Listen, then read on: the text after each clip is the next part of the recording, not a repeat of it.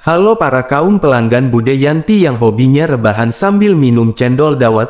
Pada saat ini Bapak Yanto akan kembali melanjutkan sebuah cerita tentang perjalanan cucu Monton yakni Babang Tamfan Xiaoyan. Saat ini kita akan kembali diperlihatkan dengan Xiaoyan yang pada saat ini telah meninggalkan klan Yao. Kemudian Xiaoyan berdiri di jalan mencari obat yang posisinya tidak jauh dari gelombang klan Yao. Xiaoyan mencoba yang terbaik untuk menekan pemikirannya dan kembali ke Xiao Mansion. Tentu saja Xiaoyan ingin menyerap inti sihir secepat mungkin dan meningkatkan kekuatannya ke puncak bintang ke-6 sekaligus. Xiaoyan sangat ingin tahu apakah ada dua api surgawi tingkat tinggi dan segel roh yang tersegel di kota Batu Giok. Apalagi Xiaoyan selalu merasa sangat aneh dengan benda yang ditinggalkan oleh bintang 9 pertengahan Dodi yang bernama Yao Menghun.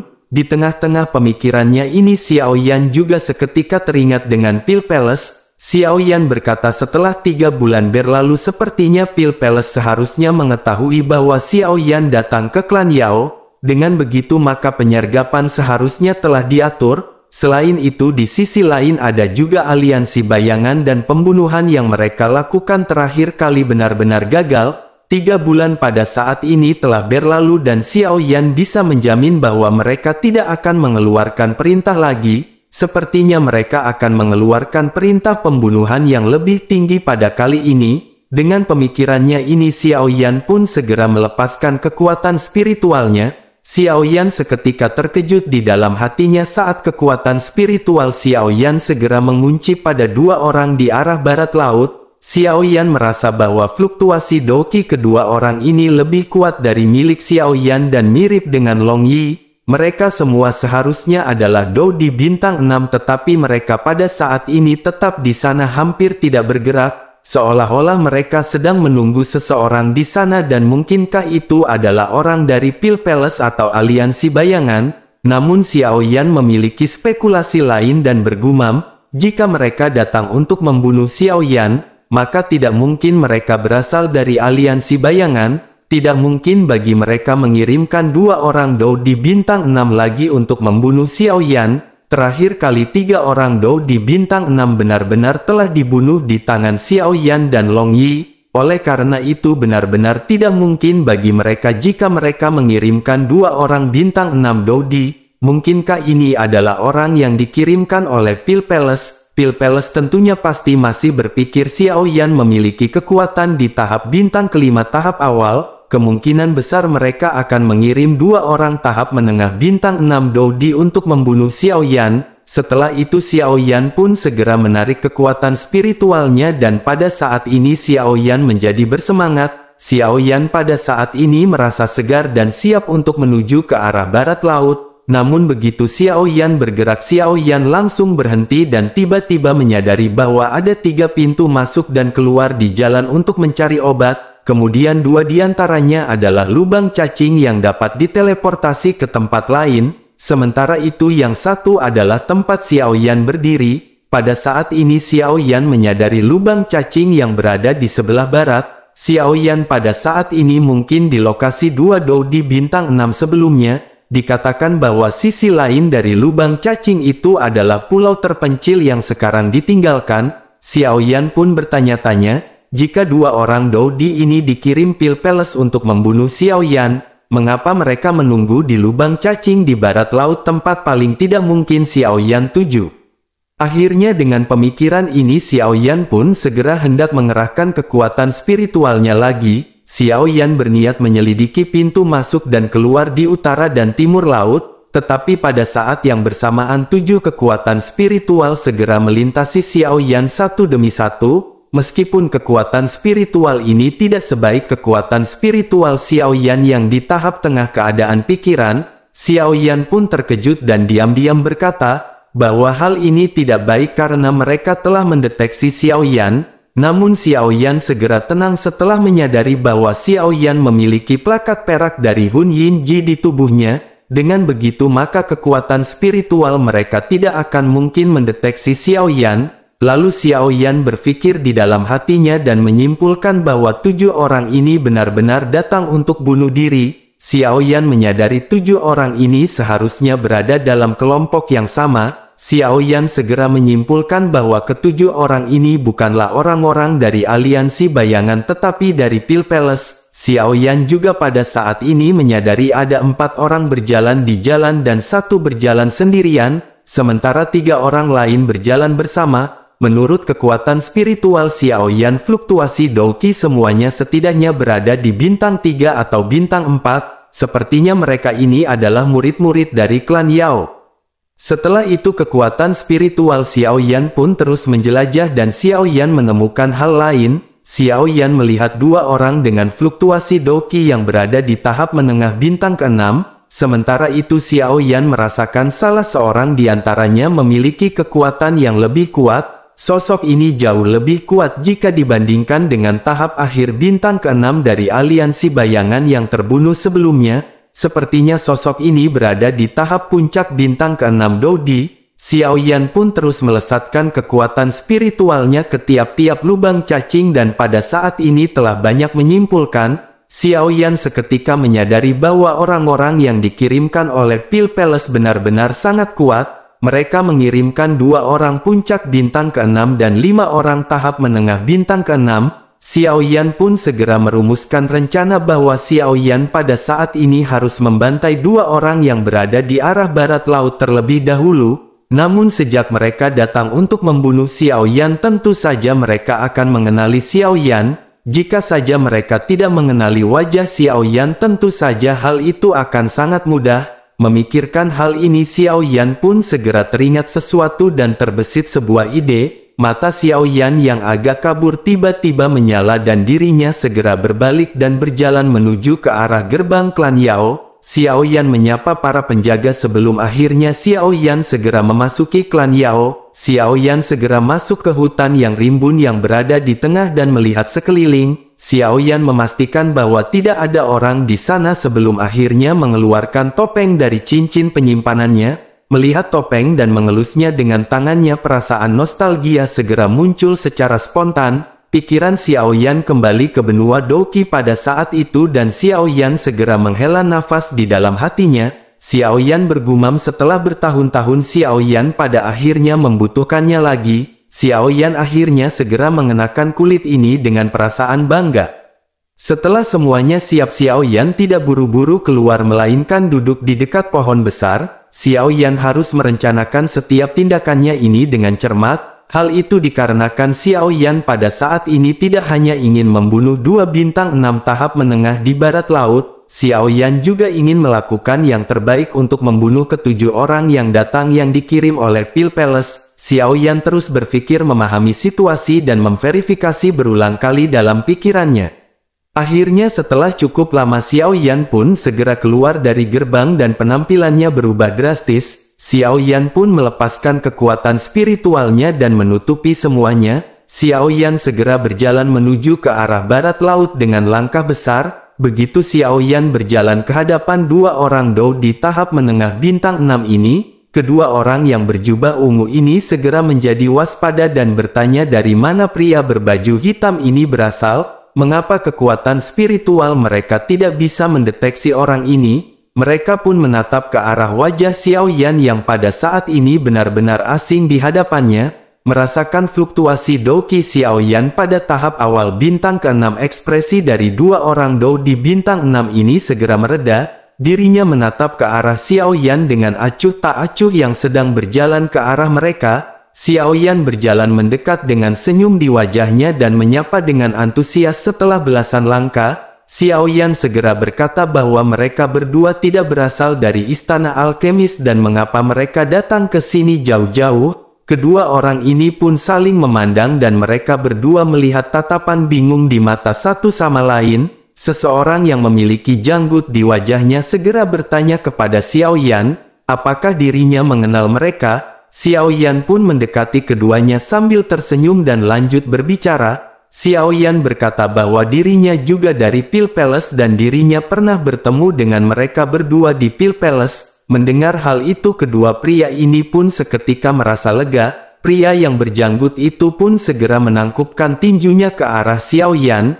Sambil tersenyum dirinya berkata, ternyata ini adalah salah satu dari anggota mereka. Dirinya pun lanjut bertanya, mengapa sosok Xiao Yan ini datang di sini. Xiao Yan pun mengarang alasan yang telah dirinya pikirkan sebelumnya. Xiao Yan berkata bahwa dirinya di sini untuk mendiskusikan alkemis dengan seorang teman dari klan Yao. Ketika hendak pergi, Xiao Yan merasa ada orang-orang di sini dan Xiao Yan merasa bingung, siapakah yang akan pergi ke pulau terpencil, dan Xiao Yan benar-benar sangat penasaran. Dirinya pun segera datang ke sini dan melihatnya, dan dirinya tidak menyangka bahwa ada dua orang dari Pil Palace. Mendengar pernyataan Xiao Yan ini, senyum penuh hormat pun muncul di wajah pria berjanggut. Mereka pun sedikit berbincang-bincang sebelum akhirnya Xiao Yan segera menggiring narasi. Xiao Yan berkata bahwa dirinya akan pergi ke klan Yao dan bertemu dengan temannya, dan bagaimana jika mereka ikut dengan Xiao Yan.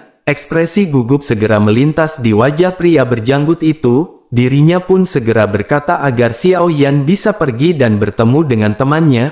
Mereka masih memiliki sebuah urusan yang berada di sini. Xiao Yan pun mengangkat bahu dan tersenyum dan lanjut berkata agar mereka meluangkan waktunya. Mereka bisa menunggu Xiao Yan pergi mencari temannya terlebih dahulu. Ketika Xiao Yan sampai ke Pil Palace, maka dirinya akan memiliki kesempatan untuk mereka minum bersama. Xiao Yan pun segera menangkupkan tangannya sebelum akhirnya berbalik dan pergi. Sementara itu kedua pria ini pun menangkupkan tangannya dan berkata bahwa dirinya akan menunggu kesempatan untuk mereka minum bersama. Bersamaan dengan itu Xiao Yan pada saat ini segera berhenti dan berbalik. Xiao Yan bertanya kepada mereka berdua dengan prihatin, apakah kekuatan spiritual mereka belum menembus ke tingkat pikiran? Pria berjanggut pun berkata bagaimana mungkin bisa begitu mudah untuk naik ke tingkat itu? Dirinya telah terjebak di puncak keadaan dan tidak bisa menerobos. Menanggapi hal itu Xiao Yan pun tersenyum dan berkata, mungkin Xiao Yan bisa membantu mereka. Keduanya pun seketika terkejut dan bertanya benarkah hal itu? Keduanya benar-benar sangat tertarik karena mereka menyadari untuk menaikkan kekuatan spiritual benar-benar rumit. Sementara itu Xiao Yan tersenyum dengan penuh percaya diri dan mengangguk. Xiao Yan memerintahkan mereka untuk menatap mata Xiao Yan, lalu keduanya pun tidak ragu akan penipuan yang dibuat oleh Xiao Yan dan mereka segera menatap mata Xiao Yan. Bersamaan dengan itu tiba-tiba dua cahaya ungu keluar dari mata Xiao Yan melewati celah di antara alis mereka dan langsung mengenai lautan kesadaran mereka, dan dengan segera mereka berdua merasa bahwa dunia di sekitar mereka telah berubah menjadi hamparan kegelapan yang luas. Langit di atas mereka berdua tiba-tiba meledak menjadi cahaya keemasan dan kemudian mereka melihat mata besar berwarna putih keperakan. Cahaya ini dipadatkan oleh guntur yang muncul di langit dalam sekejap mata. Pada saat yang bersamaan satu persatu suara guntur terdengar di benak mereka berdua. Setiap suara guntur terdengar sepertinya ada cambuk yang menyambut jiwa mereka. Rasa sakit yang menusuk dari lautan kesadaran membuat mereka merasa bahwa kepala mereka akan meledak. Pada saat ini Xiao Yan benar-benar mengeluarkan teknik Gold Sky kepada mereka berdua. Bersamaan dengan kedua orang ini yang menerangkan kesakitan, Xiao Yan pun segera mengeluarkan pedang kuno api surgawi. Xiao Yan segera mengayunkan total 888 kaki menjadi satu. Pedang kuno api surgawi Xiao Yan ini menghantam kepala kedua orang tersebut hingga pecah. Setelah itu Xiao Yan segera menembakkan api surgawi kedua mayat tersebut. Lalu kedua mayat itu pun langsung musnah dan hanya menyisakan dua cincin di tanah. Setelah itu Xiao Yan pun segera mengambil cincin tersebut. Pada saat yang sama Xiao Yan merasa bahwa ada 5 kekuatan spiritual yang mengunci Xiao Yan. Ada 5 gelombang energi Doqi yang kuat yang segera berlari ke arah Xiao Yan dari dua arah. Xiao Yan bergumam bahwa mereka benar-benar datang begitu cepat. Xiao Yan pun melihat 5 sosok yang bergegas ke arahnya, tetapi Xiao Yan segera terbang menuju ke arah lubang cacing seperti bayangan angin. Keterampilan tubuh Xiao Yan pada saat ini benar-benar telah ditingkatkan dan lari Xiao Yan sangat cepat. Sementara itu seorang pemimpin yang memimpin kelompok 5 orang ini segera memerintahkan untuk berhenti. Dirinya memerintahkan mereka untuk tetap di sini dan ingat agar mereka harus terus menggunakan kekuatan spiritual untuk menyelidiki Xiao Yan. Begitu Xiao Yan keluar dari klan Yao maka mereka harus segera membunuhnya. Sementara itu 3 orang lainnya akan mengikutinya masuk ke dalam lubang cacing. Semua orang pun mengangguk dan si pemimpin segera bergegas menuju ke arah lubang cacing. Sementara itu di sisi lain Xiao Yan pada saat ini telah keluar dari lubang cacing dan apa yang dilihat oleh Xiao Yan adalah lereng bukit yang sunyi. Kekuatan spiritual Xiao Yan pun segera dilepaskan ke segala arah. Xiao Yan menemukan bahwa ini adalah pulau kecil yang terisolasi yang panjangnya tidak lebih dari 500 km. Lebar dari pulau ini kurang lebih sekitar 300 km. Xiao Yan menyadari tidak ada seorang pun yang ada di pulau ini. Xiao Yan pun akhirnya kembali menarik kekuatan spiritualnya dan bergegas menjauh dari pintu masuk lubang cacing. Xiao Yan bersembunyi di balik pohon besar dan berjongkok tidak jauh dari pintu masuk lubang cacing. Xiao Yan pun segera mengeluarkan ramuan kuning muda dari cincin penyimpanannya dan melahap pil tersebut. Ketika obat ini meleleh, kekuatan obat pun segera menyebar di tubuh Xiao Yan dan sinar cahaya kuning dan putih menembus dari tubuhnya. Cahaya ini menyelimuti seluruh tubuh Xiao Yan dan sinar itu berkedip-kedip di luar tubuh Xiao Yan. Cahaya ini segera menjadi warna yang sama dengan lingkungan di sekitarnya membuat Xiao Yan berbeda dari sebelumnya. Pada saat ini Xiao Yan benar-benar berkamuflase dan sosok Xiao Yan tidak akan bisa dilihat dengan mata telanjang. Tidak lama setelah itu tiba-tiba cahaya kuning segera meledak dari pintu masuk lubang cacing dan 4 sosok segera muncul. Xiao Yan sedikit bingung dan bertanya, mengapa hanya ada 4 orang dan bagaimana dengan yang lain? Namun Xiao Yan segera mengerti sepertinya salah satu orang yang tersisa menunggu Xiao Yan keluar dari klan Yao. Sementara itu di sisi lain keempat orang ini segera melesatkan kekuatan spiritual. Namun tidak lama mereka segera mengerutkan kening dan salah seorang pemimpin segera berbicara. Dirinya berkata bahwa dirinya telah melihat dengan jelas sosok Xiao Yan telah masuk ke sini. Tetapi bagaimana mungkin mereka tidak bisa mendeteksi sedikit pun fluktuasi Doqi? Salah seorang di antara mereka juga pada saat ini benar-benar bingung. Dirinya bertanya, mungkinkah sosok yang mereka lihat sebelumnya adalah hantu? Salah seorang lainnya segera berkata bahwa apa yang dikatakan temannya sangat mustahil. Kemungkinan orang itu mengambil semacam ramuan yang dapat memblokir deteksi kekuatan spiritual. Mendengar hal itu salah seorang yang lainnya segera meledek dengan bertanya, memangnya apakah ada benar-benar ramuan yang efek seperti itu? Semua orang dari Pil Palace menyadari bahwa memang ada pil seperti itu. Tetapi di bawah pemindaian kekuatan spiritual yang sangat kuat itu benar-benar tidak berpengaruh. Semua orang pada saat ini benar-benar kebingungan sambil melihat-lihat masih menyebarkan kekuatan spiritual. Sementara itu Xiao Yan yang tidak terlihat di dekat semua orang mengerti bahwa warna pakaian orang-orang dari Pil Palace dibedakan menurut kekuatannya. Xiao Yan menyadari bahwa seseorang yang merupakan puncak bintang ke-6 adalah orang yang mengenakan jubah emas. Sementara itu bintang ke-6 tahap menengah adalah orang yang mengenakan jubah ungu. Sementara itu pria paruh baya dengan jubah emas ini adalah kepala dari orang-orang ini. Selain itu orang-orang ini juga sepertinya bukan alkemis karena mereka tidak mengenakan jubah putih. Dan tebakan Xiao Yan ini memang benar karena orang-orang yang dikirim ini adalah pengawal dari Tetua Agung Istana Pil. Sementara itu orang yang ditinggalkan di lubang cacing adalah seorang wanita bernama Huo Li. Sosok wanita ini seorang alkemis, sementara 6 yang tersisa adalah pengawal pribadi. Dengan kata lain 7 orang ini adalah orang kepercayaan dari Ketua Agung Istana Pil.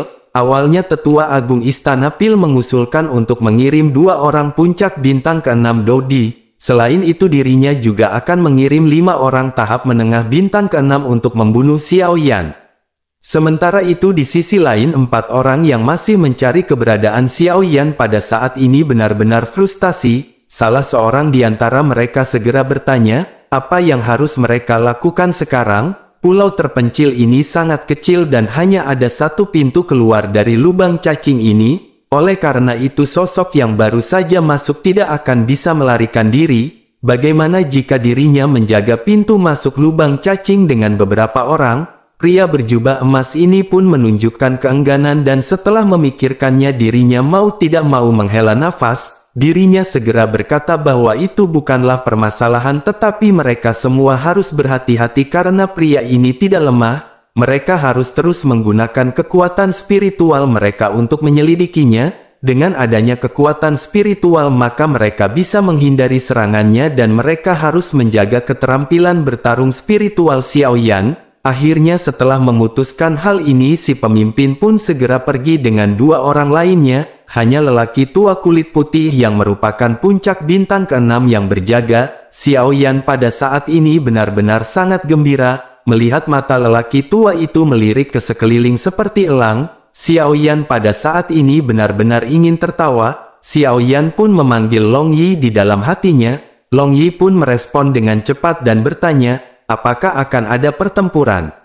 Xiao Yan menyadari bahwa Long Yi sepertinya pada saat ini sangat bersemangat. Xiao Yan akhirnya segera menjelaskan bahwa mereka sekarang berada di pulau tertutup. Hanya ada satu pintu keluar lubang cacing di pulau itu dan sekarang hanya ada satu puncak bintang ke-6 yang menjaga mereka.